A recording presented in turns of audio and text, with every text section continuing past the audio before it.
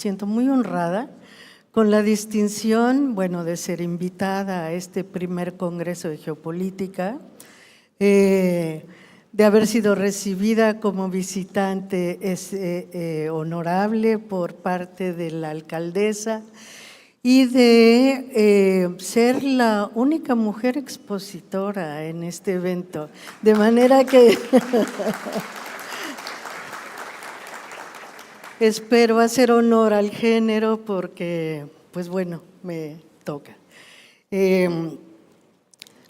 Decía el profesor Cruz, la geopolítica no tiene sentimientos, no tiene corazón, entonces yo voy a exponer mi lectura del momento contemporáneo, entendiendo que nadie puede realmente en 45 minutos abarcar la complejidad de este momento. Entonces voy a seleccionar algunos elementos que me parecen clave para entender lo que está pasando, pero seguramente por ahí van a quedar muchos otros en el camino y muchos matices también.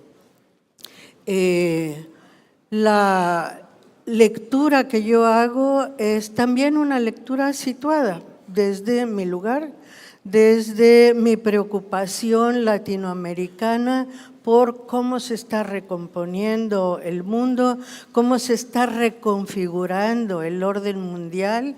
Y bueno, en esa medida yo leo mucho lo que ocurre en el área de Oriente, con las guerras en Asia, en el Medio Oriente, en Asia Central, pero sobre todo con la confrontación tan fuerte que hay en este momento entre, podríamos decir, dos coaliciones potencialmente hegemónicas. Una, la de Occidente, liderada sin duda por Estados Unidos, que lleva ya mucho tiempo ocupando ese lugar en la escena mundial, y otra, emergente, pero muy consolidada, muy bien constituida, por supuesto en potencia, ¿no? Porque está marcando apenas su ruta, que de algún modo está liderada por China en un sentido y por Rusia también en otro sentido,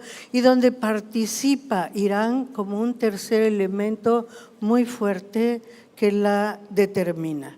Entonces voy a avanzar con esto lo más rápidamente que pueda y yo no sé dónde está el contador de tiempo, pero espero que esté por ahí. Voy a hablar de tres. Toda guerra, toda confrontación, toda discusión de poder o confrontación de poder en el mundo tiene una diversidad de dimensiones. Yo voy a hablar acá de tres dimensiones solamente, tres dimensiones que están vinculadas con la guerra contemporánea y que, por supuesto, dejo fuera muchas cosas, pero inicio con la guerra por los recursos, que claramente está ubicada como punto central en el Medio Oriente, cuando nosotros constatamos que, por ejemplo, en términos de gas, tan importante para mover para mover todo en el planeta, para la reproducción global, el 50% se encuentra en esta región. De manera que ahí está ubicada gran parte del conflicto contemporáneo y que, por cierto, con la guerra, pues bueno, un poco el gas de Qatar ha quedado fuera de consideración porque pues, han sido bombardeadas muchas de las plantas de gas en esta parte del mundo. Pero ahí Rusia participa de manera importante y creo que aunque no esté directamente ligada a la guerra de Irán y a la confrontación con China, siempre está presente y siempre forma parte del escenario. El otro elemento muy importante en términos de recursos, pues es el petróleo sin duda. Y por supuesto el petróleo está en parte en Venezuela, y eso explica en gran medida lo que ha ocurrido con Venezuela en este último tiempo, pero la otra parte está en el Medio Oriente. Simplemente estos 3, 4 países tienen casi el 50% del petróleo del planeta. Entonces, por supuesto, son un punto geográfico de digamos, un espacio donde se puede expresar la voracidad del poder y donde se definen también los equilibrios de poder en el mundo. El petróleo está 53% en el Medio Oriente, pero Venezuela e Irán juntos tienen la tercera parte del petróleo mundial. Entonces, cuando uno dice, ¿por qué la guerra en Venezuela y por qué también en Irán? Bueno, ahí hay una explicación posible. Evidentemente, hay otro recurso que hoy en día está siendo particularmente perseguido, que es el de las tierras raras. Y como ustedes saben, con las tierras raras no es solamente el lugar donde están ubicadas, sino también el procesamiento que se puede hacer de ellas. Y ahí, bueno, centralmente es China el lugar donde no solamente se tiene la mayor dotación de tierras raras, sino también quien es capaz de procesarlas y de entregarlas al mundo en condiciones de ser aprovechadas. Aquí yo quise señalar que no nos olvidemos que la expansión que hay hoy en día hacia África, el interés tan grande sobre el continente africano, tiene que ver en gran medida con los recursos que tiene ese continente. No solamente, pero esos recursos en parte están en el petróleo, pero África es un continente lleno de minerales estratégicos y entonces eso va incluso alguna parte no completamente explorada, está siendo explorada y cada vez se mueven los números y resulta que África tiene mucho más de lo que creíamos. Ahí hay una guerra también, una guerra un poco oculta en la que por un lado está avanzando ese mundo occidental, es decir, Estados Unidos, pero toda su coalición occidental, pero por otro lado están avanzando también otras potencias y ahí pensaríamos en aquellos países de los BRICS que están muy presentes en África, por ejemplo, con iniciativas de construcción de infraestructura, de exploración de recursos, incluso de capacitación de fuerzas armadas que vienen, pues, por ejemplo, de Rusia, de China, de otros países que presentan ahí condiciones de competencia. El otro elemento que surge de ahí, que deriva de ahí, es la guerra por el liderazgo. Y cuando estamos pensando en la guerra por el liderazgo, yo hago algunos mapas de qué cosas están ocurriendo todo alrededor de esta región, de los 3 países más, digamos los países gigantes de los BRICS, pero gigantes del Oriente también, y ¿qué es lo que está ocurriendo en todo alrededor? Una parte la explican los recursos naturales, pero hay otra parte que no la explican los recursos naturales. La guerra de Irán para mí tiene varias lecturas, bueno, muchas evidentemente, pero una de las lecturas es que Irán es una conexión con China que es importantísima, tanto en términos territoriales como en términos de suministro de petróleo. Es el principal proveedor de petróleo para China y entonces, bueno, ocupar toda esta región permite interrumpir ese suministro, permite interrumpir el tránsito también que hay entre una parte y la otra. Pongo a China en el centro porque evidentemente es el principal contendiente en este momento, hoy en particular está clarísimo eso, y entonces yo diría que China está de algún modo siendo rodeada, o por lo menos se está intentando rodearla, separarla un poco de las posibilidades que tiene de contacto con el resto del mundo.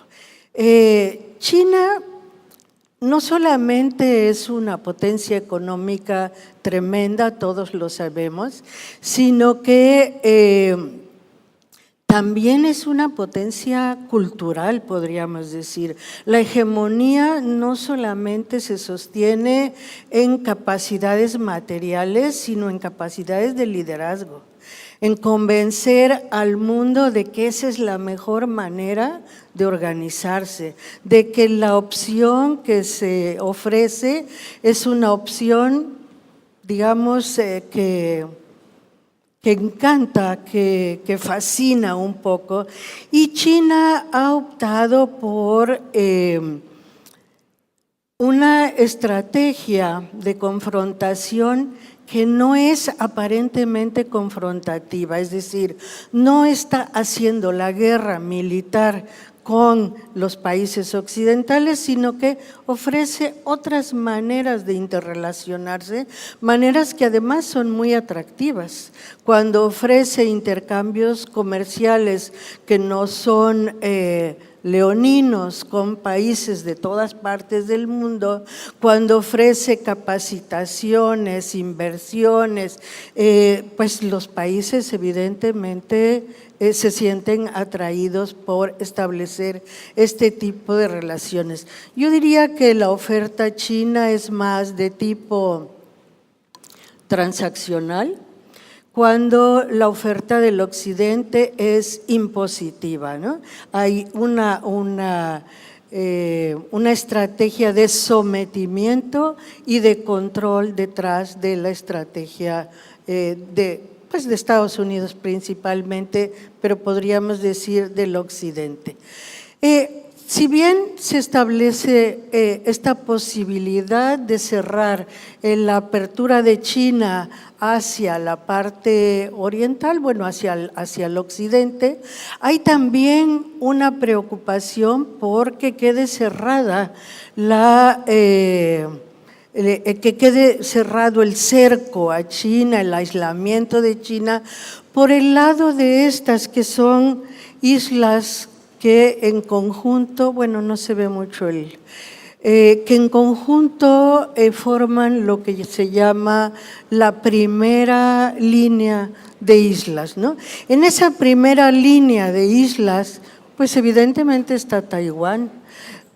Otros países con los que Estados Unidos tiene convenios, muy buenas relaciones, ¿no? Que son Japón y Filipinas, pero está Taiwán en el centro y Taiwán hoy es uno de los puntos de discusión más fuertes en la reunión entre Xi Jinping y Trump. ¿Qué pasa con estas como dos…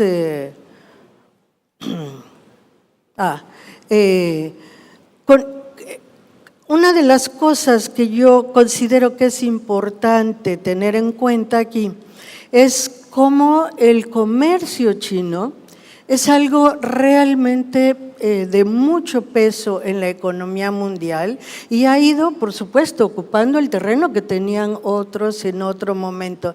Acá están estos puntos verdecitos, son los puertos más importantes del mundo, es decir, los puertos desde donde se hace la mayor cantidad, el mayor flujo comercial en todo el planeta, o sea, porque van hacia todos lados, y entonces empieza a ocurrir que una de las cosas más importantes también es controlar esos flujos.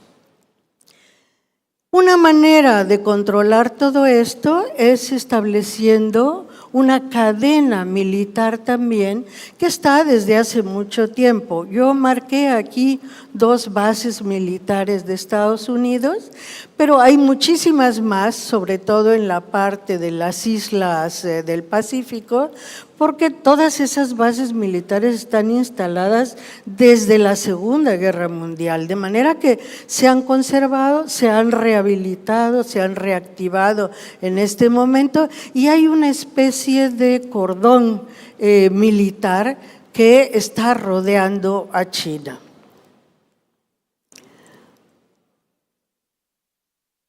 ¿Cuál es el otro elemento muy importante en esta disputa? Bueno, yo les decía, acá están los puertos más importantes del mundo. Miren ustedes la lista de esos puertos y la envergadura que tiene el comercio desde ellos mismos. Yo calculo cuál es la importancia de China ahí, cuál es el peso de China frente a todas las otras regiones. No hay, digamos, ahí hay un europeo, pero no, todo lo demás son puertos asiáticos, es decir, el comercio, el tránsito de mercancías, aquello que está abasteciendo a la economía mundial y a las sociedades del mundo, está ubicado en esa región, viene de esa región y también va para allá, porque también ellos reciben, por supuesto, materias primas, elementos de diferente carácter. Ay.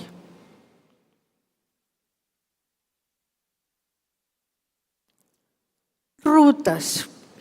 A mí me parece que uno de los puntos más relevantes en la geopolítica hoy es el estudio de las rutas y de los nodos de estrangulamiento. Los nodos de estrangulamiento a mí me parecen, siempre me han parecido especialmente importantes, pero en este momento, bueno, tenemos el caso de Hormuz, que está clarísimo, que ha marcado la dinámica del comercio de petróleo, pero no solamente del comercio de petróleo.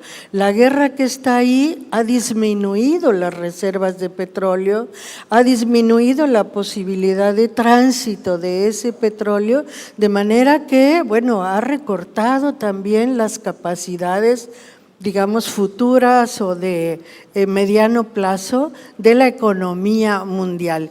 Pero hay este otro paso, que es el del Estrecho de Malaca, conocido desde los tiempos inmemoriales como uno de los pasos de los mercados más importantes del planeta. Ahí se comercia, se transita más o menos el 35% del comercio mundial, de manera que controlar Malaca es algo fundamental en este momento de confrontaciones de poder que está ocurriendo en el mundo.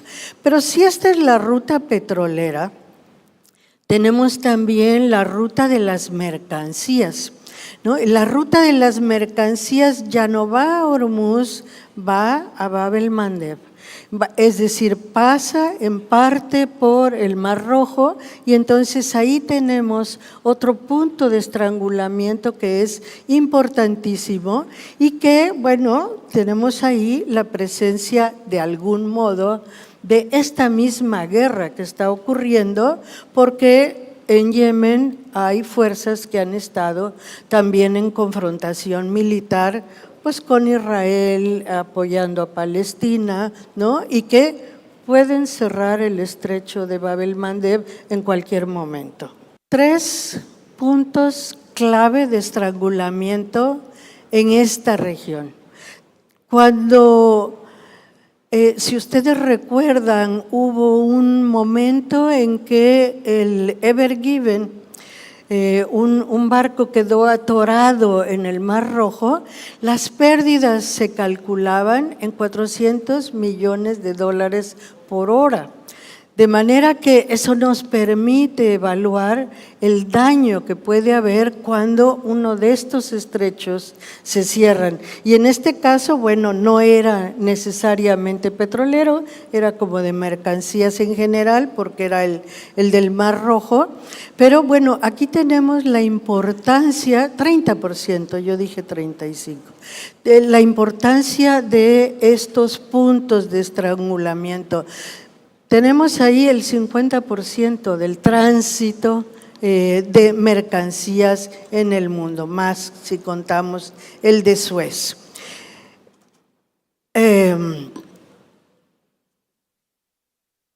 Ay, perdón, es que me equivoqué de botoncito.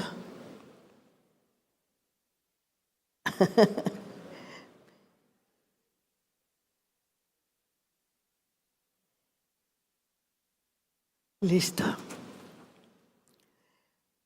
Una de las cosas también que hemos logrado recoger es que hay un proyecto en Israel de construcción de un canal que conecta el Mar Rojo con el Mar Mediterráneo, pasando por Gaza, ¿no? De manera que también parte de las explicaciones de estas guerras, bueno, yo las encuentro ahí, ¿no?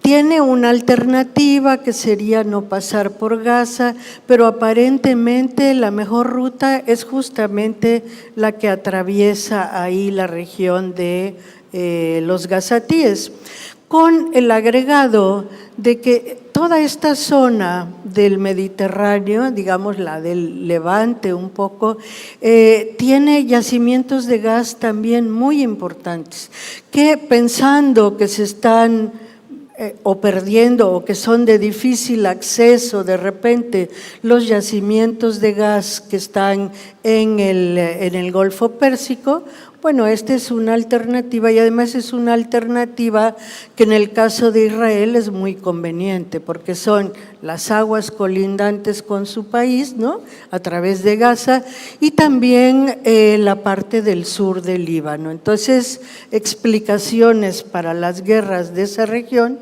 creo que vienen por acá.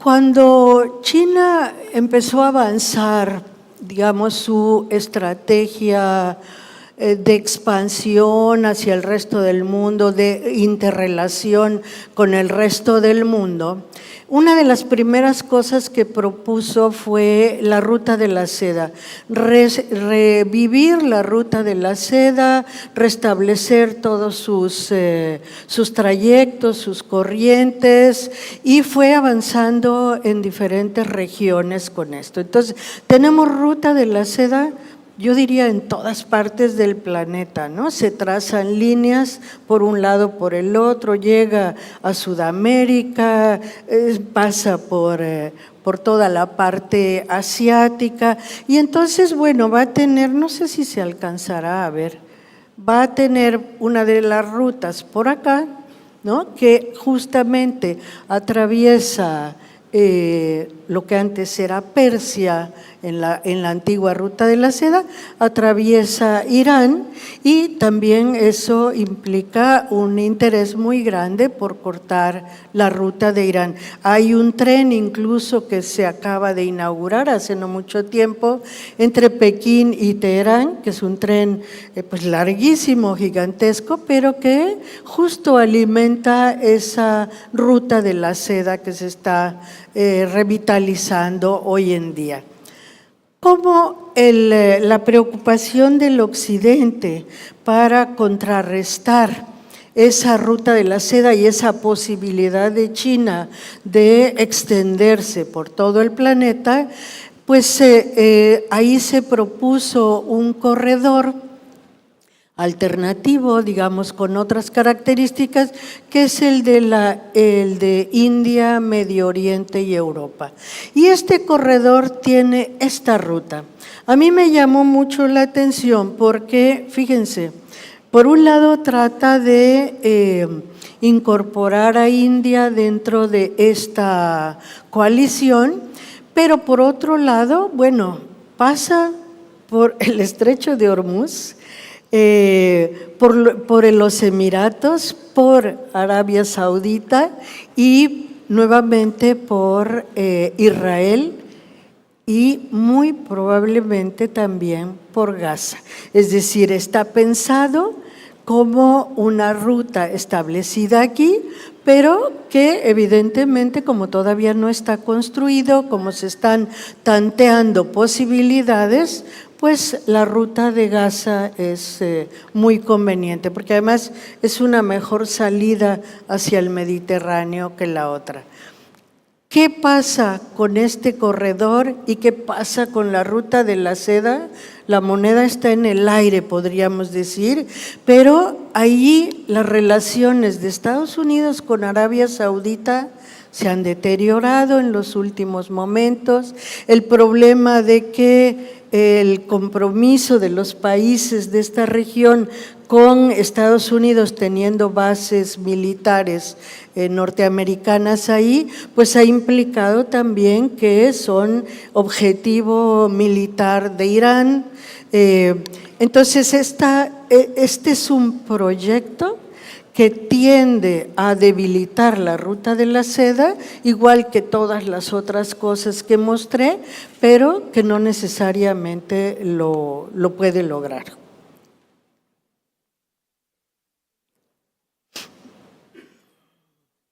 Acá les traje la vieja ruta de la seda como para simplemente constatar cómo la ruta de la seda es muy interesante porque es por mar, por supuesto, y con todo lo que les había yo mostrado de las rutas del mar, pero también es por tierra, y la parte de tierra es muy importante, y de acuerdo con las circunstancias digamos, militares, ¿no?, o de sanciones de la región, puede ser más importante una o la otra, pero funcionan de manera combinada.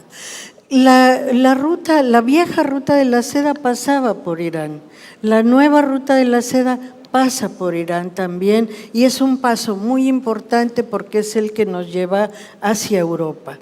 Y Europa pues es un mercado de consideración. Y en esta vieja ruta de la seda había algunos puntos clave que se tenían que cubrir cuando esta ruta era marítima, y son exactamente estos puntos los que hoy estamos analizando como los puntos, digamos, neurálgicos de la disputa mundial. Y tenemos desde Taiwán, Malaca.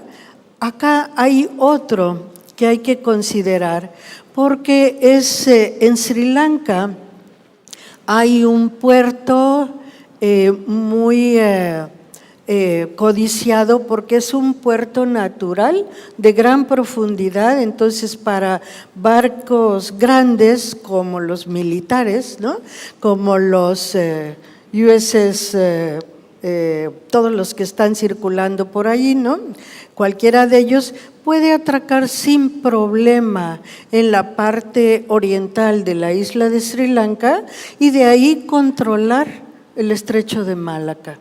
Entonces, un punto clave, un punto que también ha estado en un conflicto interno en Sri Lanka muy grave, pero que se suma a toda esta, pues yo diría, este diseño estratégico de movimientos que se pueden hacer en esa zona.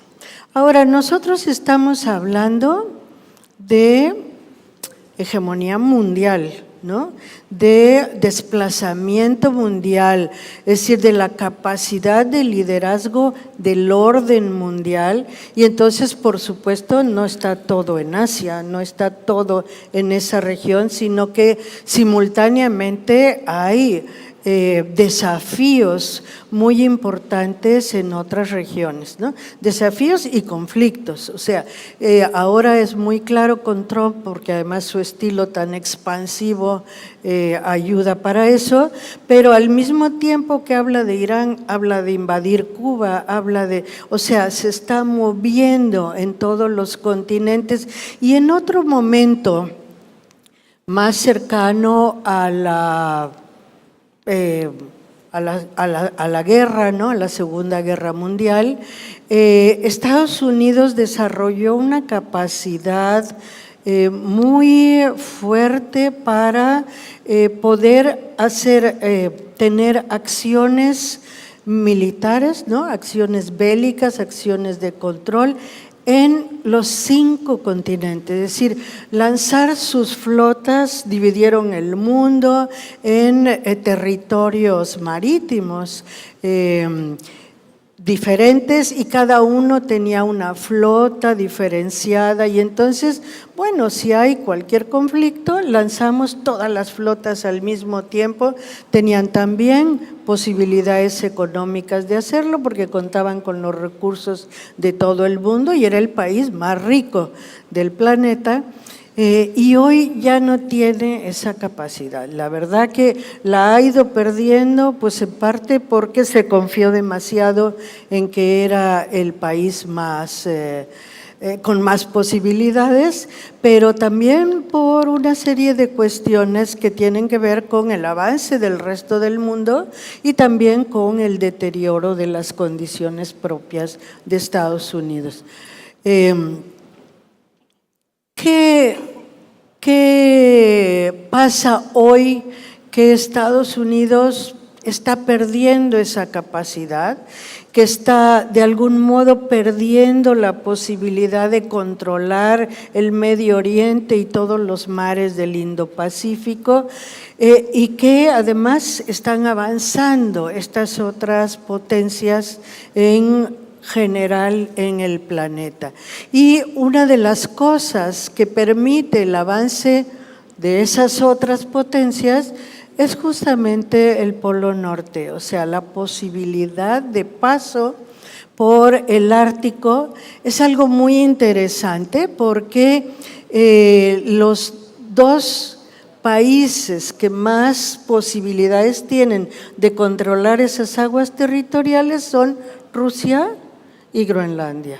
Y entonces la batalla por Groenlandia y la intención de hacer acuerdos con Rusia, este es el paso aproximado, ¿no? Este es el paso ideal por el Ártico y nosotros vemos que sin Rusia ahí no hay paso. O sea, los acuerdos con Rusia son indispensables para poder hacer eso, si no se hace muy complicado. Se podría si se controla Groenlandia, porque Groenlandia es el otro lado de la cuestión. Groenlandia no solo tiene tierras raras, no solo tiene petróleo, ¿no? Sino que también es un punto geográfico que da paso a este tránsito por el Ártico, que es mucho más ágil incluso que el de Panamá, mucho más rápido, menos costoso, porque ahorra recursos. Y en América tenemos esta otra situación. El canal de Panamá está activo, está con problemas de insuficiencia en todos los sentidos, pero está activo. Hay un canal tratando de construirse acá en México, que sería muy interesante para la organización de la economía estadounidense porque está dentro de América del Norte. Entonces, América del Norte, controlada como una sola pieza, podría hacer uso de este canal, solo que es un canal que tiene problemas, o sea, está siendo habilitado, está siendo construido, pero no han logrado, el proyecto no ha funcionado bien, está en pruebas y las pruebas no salen bien, ya se descarriló, en fin, ¿no? Tiene así complicaciones, porque además es una zona montañosa, no es fácil, no es un canal de agua, es un canal seco, pero tiene dificultades realmente geográficas para hacerse. Hay otras 3 posibilidades. Esto que es una historia de Nicaragua con los chinos, con capital chino, para construir esto, que ha sido interrumpido por múltiples razones, podríamos decir. El canal de Guatemala era una apuesta interesante cuando hubo el cambio de gobierno, pero aparentemente no ha prosperado. Y lo que hoy hemos encontrado en el Honduras Gate, ¿no?, en todas estas declaraciones, todas estas informaciones que han salido a raíz de la liberación de Orlando Hernández, es que lo que quieren impulsar justamente es el canal de Honduras. Y entonces, parte del proyecto de recuperación de Honduras, echar fuera a la izquierda, a los comunistas, todas las declaraciones que hizo Orlando Hernández, pero lo importante ahí es cómo recuperamos Honduras como punto central de acción de seguridad militar y de comercio de acuerdo con los intereses de Estados Unidos. Entonces, una base militar más, que ya tienen ahí la de Palmerola, que es una de las bases más fuertes, más grandes que hay en el continente y que evidentemente es la que pesa en América Central. Una base militar más, mucho más moderna, mucho más equipada con tecnología de inteligencia artificial, todo eso, pero sobre todo el canal, ¿no?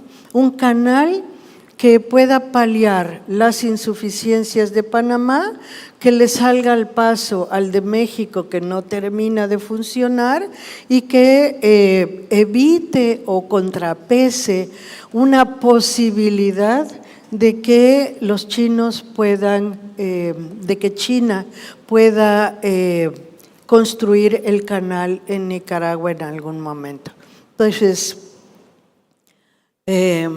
ahí está como la moneda en el aire, ahí está República Dominicana. No voy a hablar específicamente de República Dominicana ni del Caribe, pero el Gran Caribe es la zona más codiciada del continente, más estratégica del continente para Estados Unidos. Yo siempre hablaba de que en esta zona del Gran Caribe pues está el petróleo de Venezuela, la entrada a la Amazonia, el corte de América del Sur, es decir, es el eslabón, la bisagra ahí con América del Sur, pero además es el escudo del Caribe, que es algo muy importante, porque ese escudo de islas puede cerrar el paso hacia el continente y entonces puede construirse ahí, puede ubicarse como un mar interno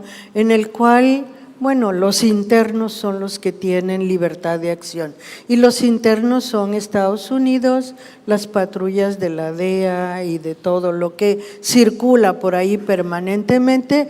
Es un lugar de paso también del narcotráfico, entonces también eso lo hace estratégico y bueno, hay riquezas en el Caribe que no hay en otros lados, ¿no? Aquí tenemos este Gran Caribe y a mí me llamó mucho la atención cuando se empezó a hablar de Epstein, de los papeles de Epstein, la isla de Epstein.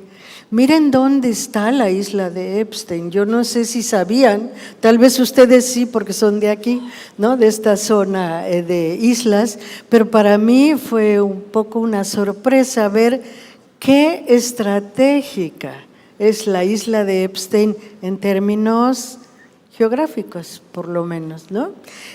Justo cerrando todo este escudo que circunda el Gran Caribe. De manera que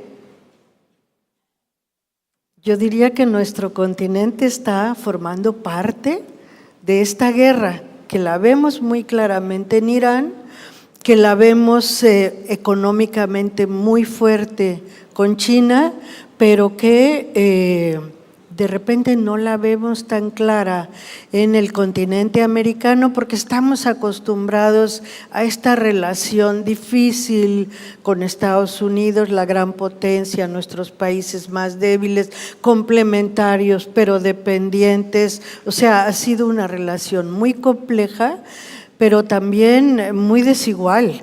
Y en esa relación desigual estamos ahora con nuevas amenazas, por ejemplo, de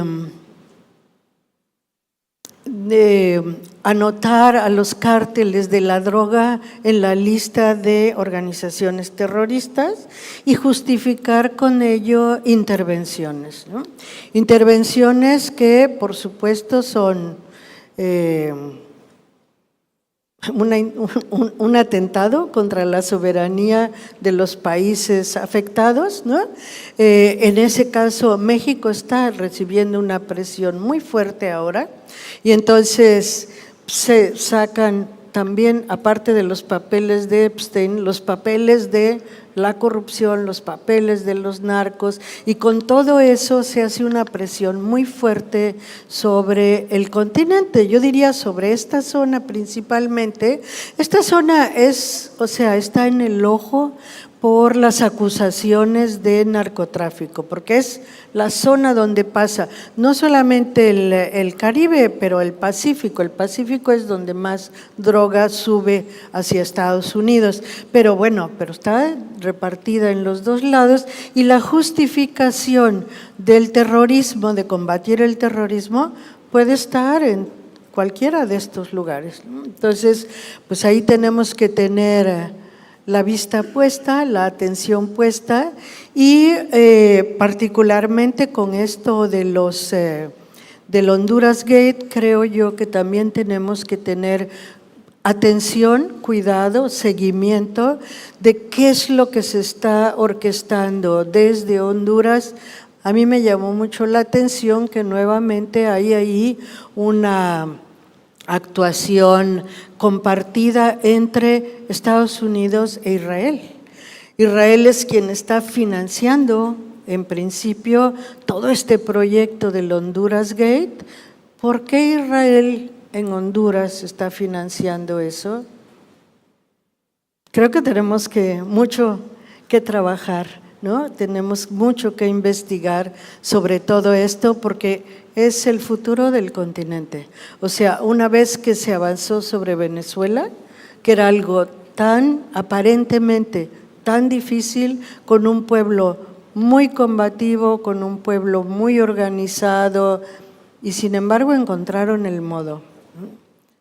En los demás países que no hay pueblo tan combativo, tan organizado, que quizá hay otras circunstancias mucho más disparidades, de conflictos políticos, pues ahí tal vez va a ser un poco más fácil, no sé, habría que pensarlo, pero como les decía, la moneda está en el aire.